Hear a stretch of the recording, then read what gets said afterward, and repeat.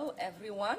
I wish we were here under different circumstances, but today we are here to speak truth about the GOP's budget bill that will devastate the very people that we fight for.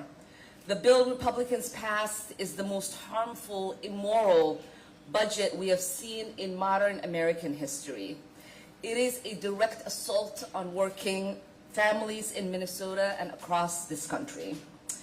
Let me tell you what this bill does. It slashes Medicaid, kicking 17 million Americans off their health care plans, thousands whom are in this district.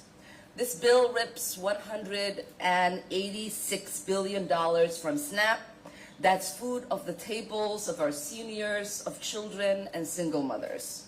People who are already struggling to get by. Here in the 5th District, that's nearly 90,000 people who rely on SNAP. I've spoken to them, and many of them are asking, how do I feed my kids and still pay my bills? This is the United States of America. No one should ever have to make that choice. And while families are being told to tighten their belt, billionaires are getting a windfall. Permanent tax cuts for the rich and temporary scraps for everyone. This is the largest upward transfer of wealth in our lifetime. It makes the rich richer and leaves working people behind. Republicans love to call themselves the party of the working class, but this bill proves otherwise. It threatens nearly 2 million construction jobs, including 800,000 green jobs, and could erase $148 billion in wages and benefits. That is not a working class agenda. It also cuts $300 billion in education programs. It drives up student debt, and it slams the door shut on millions of young people who are simply wanting a chance for a better life. This district is home to one of the youngest constituents in the country because it includes so many higher ed institutions, including the University of Minnesota. This bill tells them you are on your own. And for what? To hand over $150 billion to immigration enforcement, $45 billion for ICE detentions, more than 13 times their current budget. We're already seeing reports of new detention centers like the alligator Alcatraz being built in Florida.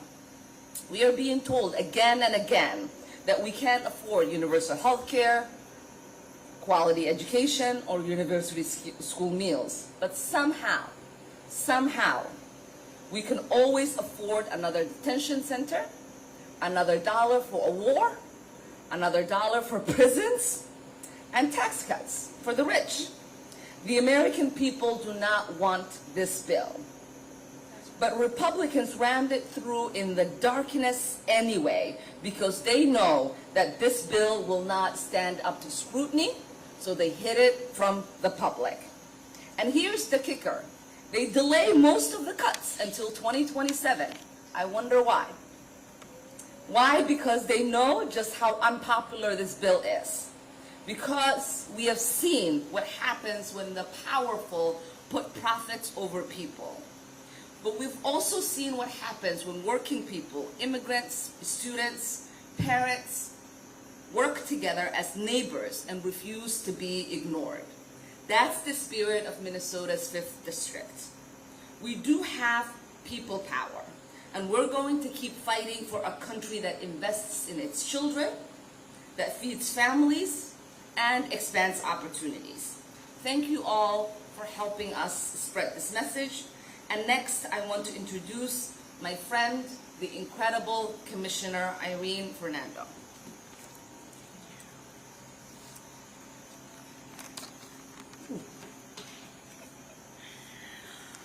Good morning. I am Hennepin County Commissioner Irene Fernando, but you can call me Commish, and I use she/her pronouns.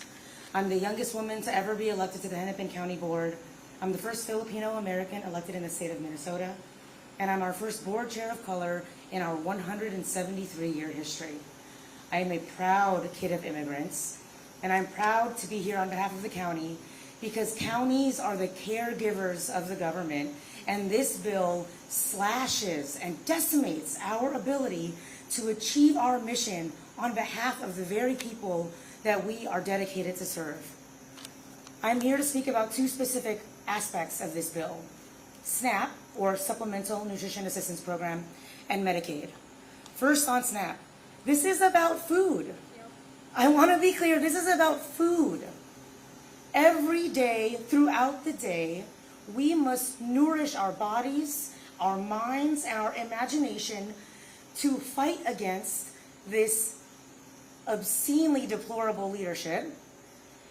And far more importantly than that, to uplift the self-love and the community love that exists across our residents already.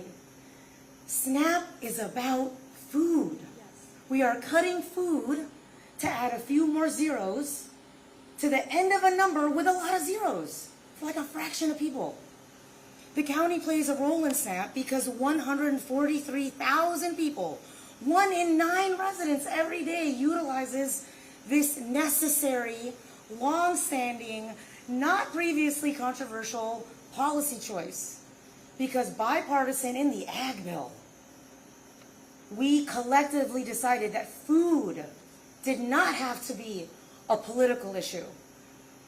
Last year in Hennepin, we were able to connect residents with $200 million in SNAP benefits. $200 million. If that goes away, where else will those funds come from? How will we nourish our residents, our neighbors, our youngest children to dream and live the future that they deserve to have? As food costs continue to rise, the need for SNAP only increases. So it's not an imbalance. It's not just a wealth transfer. We are putting people in the negative to add more zeros to the end of a number with a bunch of zeros. It's completely nonsensical. These are not in my notes. Yikes. Okay. Second, on Medicaid. Medicaid funds comprehensive health care through medical assistance for 1 in 5 county residents. Again, I want to express, SNAP is about food. Medicaid is health care. That's routine care to help prevent deeper and more expensive, more costly healthcare interventions. And that is routine care for our youngest children. Most children are receiving their health care through Medicaid. Most elderly are receiving their health care through Medicaid. So if we are further enriching a small population at the expense of our children and elders, and what does that say about us?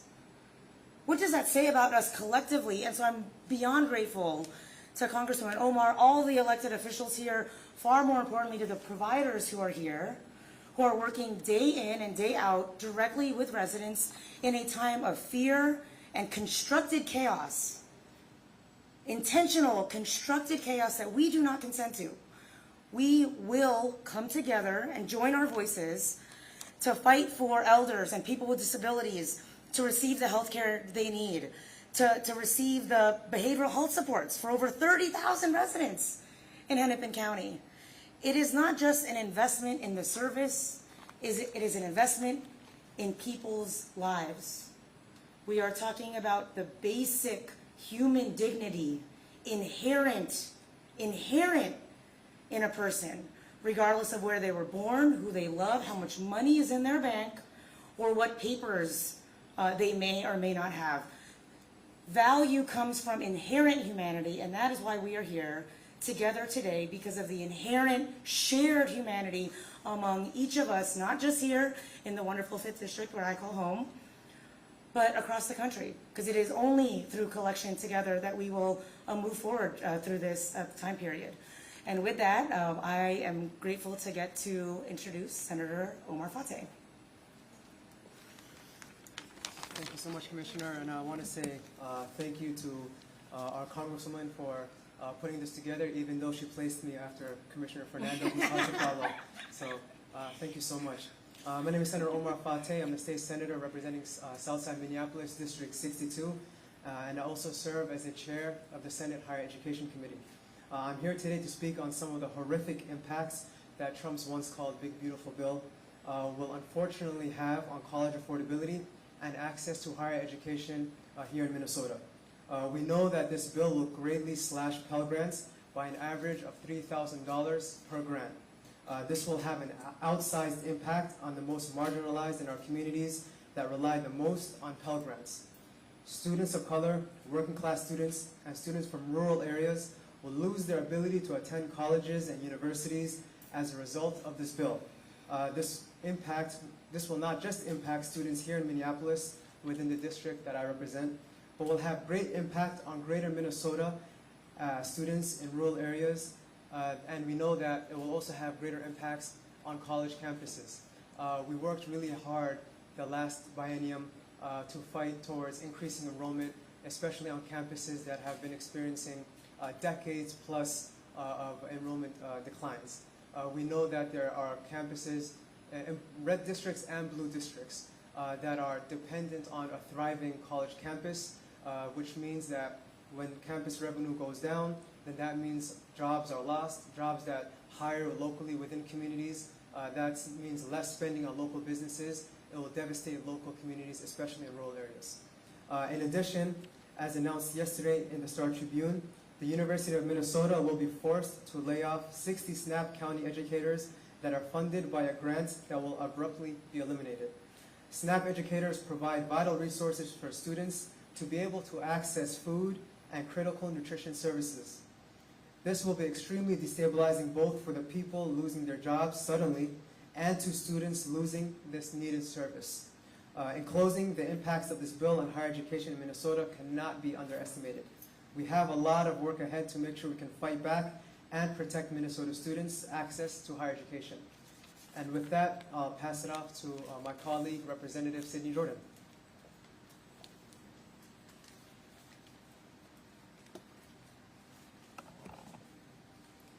Hello, my name is Sidney Jordan. I use she, her pronouns, and I represent 60A in the Minnesota House of Representatives, which is Northeast Minneapolis and Southeast Como. I also serve as the DFL co-chair for education policy in the Minnesota House of Representatives. And in 2023, I was the chief author of Minnesota's Universal School Meals Law, which provides breakfast and lunch to every child in the state of Minnesota. So there's probably no surprise that I'm here to talk about exactly why this bill is not a beautiful bill for Minnesota students or their educators. Billionaires getting tax breaks doesn't feed kids or fund schools. It just makes the rich richer at the expense of children. President Trump is already stealing money promised to our schools here in Minnesota, and this bill, which passed after school districts have already set their budgets for next year, will make educating kids harder with less money and less support. In Minnesota, we were able to hold our education funding steady because Democrats in the Minnesota House fought to tie education funding to inflation. So this means because of Minnesota, schools will receive on average another $575 per pupil this year, an additional $644 on average next school year. We also protected universal school meals for every child despite multiple bills introduced by Republicans. However, despite this generosity, which every Minnesotan rightfully should count on, we in Minnesota cannot fill the holes that President Trump and Republicans in Congress have blasted into our schools. This reckless action creates uncertainty and funding gaps, which ultimately harms every child in this state. This bill not only hurts students at school, but at home, where they and their families count on nutritional supports like SNAP. Our food shelves and banks, like the one we're standing in, count on nutritional supports and are bracing for the impacts of these cuts. They need stable and predictable funding, which this bill throws into question. As Senator Fatah said, the University of Minnesota Extension has already had to lay off 60 nutrition educators because of federal funding cuts, and more will follow because of this bill. So not only are Republicans and President Trump taking money away from hungry families, they're making it harder for them to access that little money that they have left behind. In Minnesota, Democrats this year fought to include $12 million more in food assistance spending in our state budget, but like our education budget, we cannot make up this loss of federal funding. People, Minnesotans, will go hungry, so Donald Trump and his friends do not have to pay their fair share. And Minnesotans like my constituents in Northeast Minneapolis and Southeast Como know that this is wrong. We all need to pay our fair share, and we all need to put our children first. And Donald Trump and Republicans in Congress have turned their backs on Minnesotans like me and my constituents. I want to thank Representative Omar and all of my colleagues here for making sure that we know what is in this bill and how it is going to hurt us all to make billionaires more rich. And with that, I want to pass it off to Mariah O'Malley from Punitos, Minnesota, to talk more about what this bill will do. Hi everyone, my name is Mariah O'Malley. I'm a resident of Minneapolis and a leader with Unidos, Minnesota. I am joining my representative, Congresswoman Omar, alongside my neighbors today because, frankly, I'm appalled, I'm disgusted at the passage of this one big, evil bill. For the past several months, we have seen ICE agents use extremely aggressive tactics to arrest our friends, to detain our neighbors in inhumane conditions, and to deny people access to legal counsel. With the passage of this bill, the Trump administration and his kowtowing lackeys in Congress have put their fascist tactics on full display. They use the word criminal, they use the word illegal, they use the word alien to justify this treatment, to dehumanize our fellow humans. But I will not, and we will not, all people of conscience will not be fooled. These are our neighbors, our friends, our fathers, our mothers, our grandparents, and our children. ICE is stealing away human beings, disappearing the very people who make our lives and our communities stronger. And now, ICE has a budget larger than the militaries of 188 countries.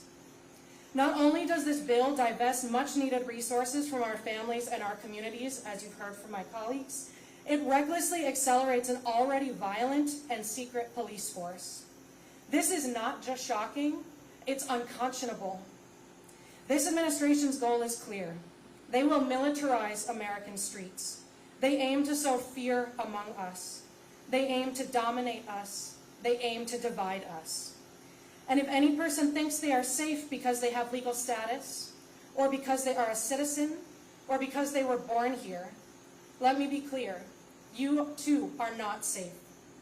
The erasure of rights for some is the erosion of rights for all. None of us is safe with an anonymous police force marching through our streets. None of us is safe when due process becomes optional. I am here today to stand in solidarity with my immigrant family, friends, and community members, because now more than ever is the time to stand up. Now is the time for each of us to invest in powerful relationships with our neighbors. And now is the time to use our united voice and fight unwaveringly for the liberty and justice of all people. Thank you. I'd now like to invite Peter Wagenius of the Sierra Club. Thank you so much. I'm Peter Wagenius, Legislative Director at Sierra Club North Star Chapter. While he was seeking to return to the White House, Donald Trump held an energy roundtable with top oil and gas executives at his Mar-a-Lago club on April 11th, 2024. As reported in the Washington Post, Trump sought $1 billion in campaign contributions from industry executives in exchange for explicit promises to help their industries. Because of the big ugly bill, Americans are now going to start to feel the impact of Trump's corruption. Americans will feel it. Minnesotans will feel it in higher energy bills, job losses, and more pollution. Trump's priority is clear. Increase profits for oil and gas companies by increasing people's energy bills. Reduce the competition for oil and gas by preventing Minnesotans and Americans from paying less for cheaper electricity from solar, wind, batteries, which continue to drop and drop and drop in price. These energy provisions of the Big Ugly Bill are consistent with the broader goals of the Big Ugly Bill. Transfer wealth from most of us to those who already have the most. The Big Ugly Bill is an assault on people's ability to afford their lives. The big ugly bill guts clean energy tax credits along with other clean energy investments that have reinvigorated economies, urban and rural, across the country. It will eliminate thousands of good-paying jobs and raise everyone's energy bills, increasing the average family's power bill by $110 next year and as much as $400 a year in the next 10, exacerbating the impacts of the energy burden on American households that are already struggling to put food on their table and pay their utility bills. As tough as this bill will be on Minnesotans, and it will be tough, it's actually going to be even tougher on our neighbors in neighboring states. Why the difference, you might ask? Local leadership is the difference. Unlike Congresswoman Omar's Republican colleagues, our local leaders, some of whom are here today, have recognized what has happened. They're not trapped in the 90s and the aughts. They've actually noticed that solar and wind and batteries have dropped. They've noticed the impact of pollution. They've noticed that when there's more pollution, there's more asthma and other health problems. When there's more asthma and other health problems, there's more school absenteeism. When there's more school absenteeism, there's more educational gaps and harder school performance disproportionately for students of color. They've noticed all this, and they have decided, our local leaders, to embrace the future. So our energy grid in Minnesota will continue to get cleaner, improving all our health, including the health of our children. But it won't happen as fast as it would have if this bill hadn't been passed. And in our neighboring states, it will be even worse. It turns out, thanks to our local leaders, we know embracing the future works for environmental justice, for our climate, for our utility bills. Embracing fossil fuel campaign cash does not work for anyone. I'd now like to introduce former State Representative Ruth Richardson, who is President and CEO of Planned Parenthood.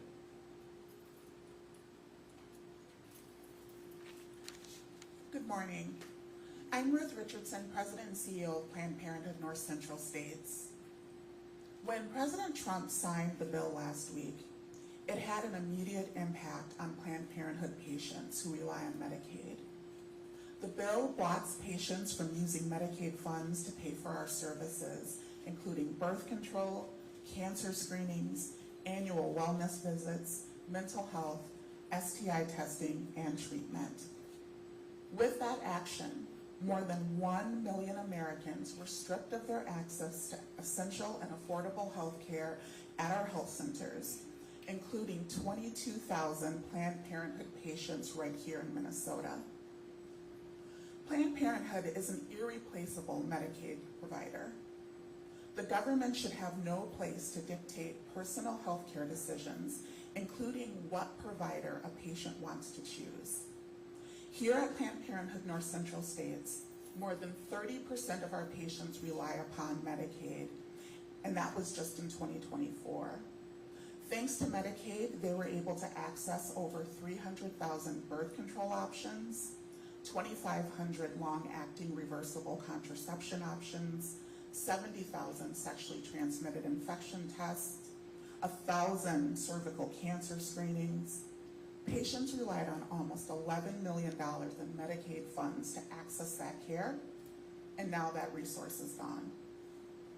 We know that some providers are not accepting patients with Medicaid, and we know that when access to care is cut off, the consequences are devastating. Cancers will go undetected. STIs will be left untreated. People will delay and forego care, and disparities that are already great in communities will increase. And in this fragile healthcare system, it's going to impact communities of color, patients in rural communities, and LGBTQ+ patients. For generations, federal Medicaid dollars have supported our most vulnerable populations. This is about more than Planned Parenthood. When people are kicked off of their insurance and those who maintain Medicaid access are limited where they can go, the entire healthcare infrastructure will feel the impacts. Emergency rooms will fill up, ambulance wait times will increase, costs for accessing care will increase, and minor medical needs will turn into life-threatening concerns as people delay care until it becomes an emergency. But we know this is not a new story. Since our founding, Americans have been forced to fight for control of their bodies and for their access to care. So we are going to continue that fight. We have been in this region for over 100 years, and we are here to stay. Our commitment to the mission remains the same, no matter what challenges they throw at us, no matter how many times we have to pivot or adapt. Planned Parenthood will continue to be here for our patients. I want to thank the Congresswoman for bringing us together today. Thank you, Ruth. Thank you, Peter, Mariah, Sydney, Omar, and Irene. With that, we will take questions if you all have any. For constituents who might feel, overwhelmed by this, helpless, or looking for some kind of way to get involved. We're telling them to connect with their communities any ways that they can, whether they feel comfortable in volunteering at a food shelf to try to alleviate some of the stresses that our food shelves, like the one here at Sabathani, is experiencing, whether it is volunteering and making sure that they're getting the word out in their elected offices. There are many ways for people to get involved in their communities. Know Your Rights for immigrant communities has been a way that attending those trainings and then providing those trainings to others has been a way to help with the anxiety that a lot of our immigrant communities, whether they're documented or undocumented, are experiencing. Would you also be able to just tie in the location that we're here now, why you chose this location, and why all of this impacts the people who come here? Yeah, that's a really good question. Thank you for that. So we are here at Sabathani, which is the heart of South Minneapolis. It is one of the oldest community centers, especially for the African American community here. It's been a pillar of hope, of support, and of inspiration. There are many organizations that are housed out of here, including our district office, where people are able to come services, as we are liaison to the federal agencies. This food shelf is one myself and a lot of our staff has volunteered routinely. It is a place where people can come and get the nutrients that they need. And we know that when communities are devastated, they look to community centers and to their neighbors for support. And when those supports are not there, then that devastation deepens. So we want to make sure that we are highlighting the work that Sabathani does and what it means to our community. Sabathani also has been a place of innovation. They have been working to try to be carbon neutral. They've been trying to be innovators in bringing new energy sources. And so we want to continue to uplift the work that they're doing. So the bill says that people under 60K are the ones who are most impacted. I feel like sometimes we have the tendency to inform the public, but I can't hear you. sometimes we have a tendency to inform the public, but leave them with doom and gloom. Are there any tangible steps that our community members that are making under the threshold that will be harmed the most can do right now, maybe for preparation or in terms of just some solutions?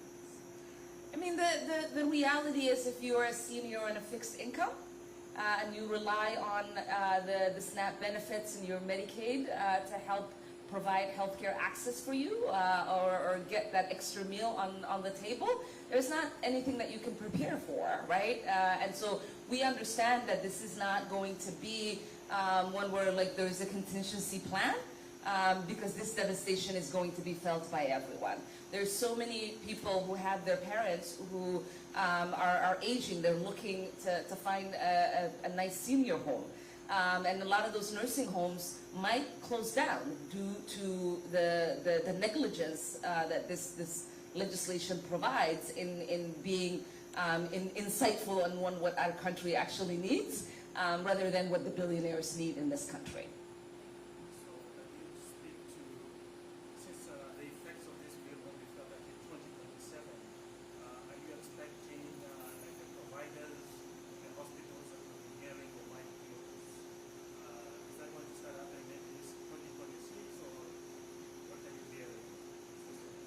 Yeah, I mean, we're already hearing rule.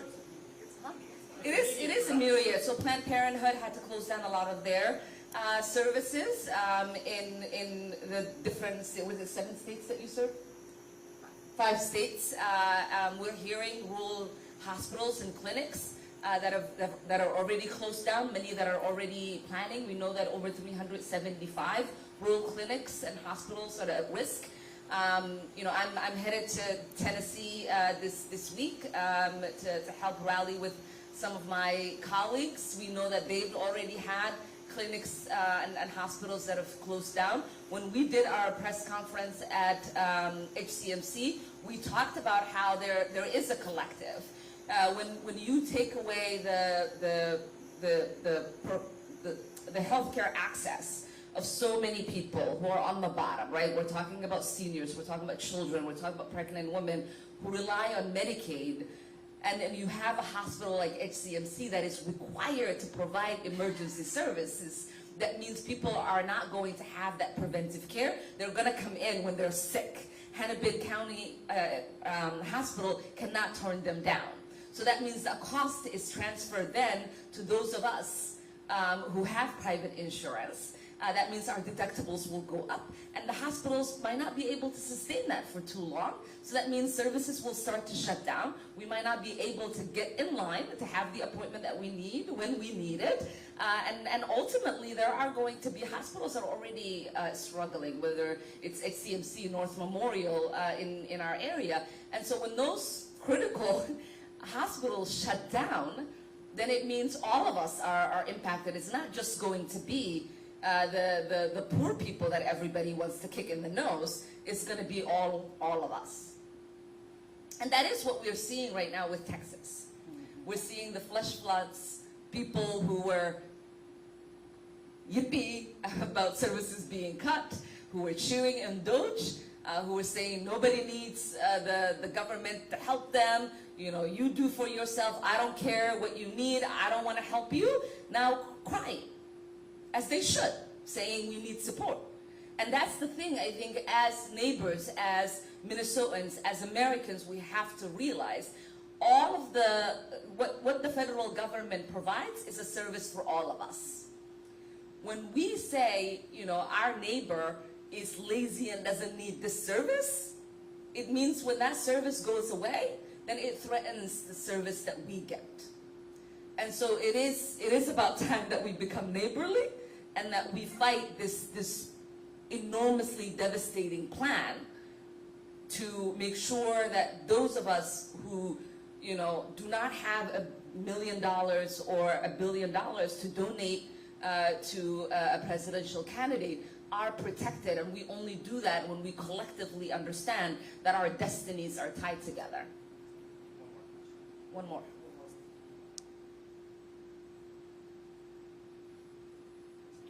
Okay. Well, with that, thank you all.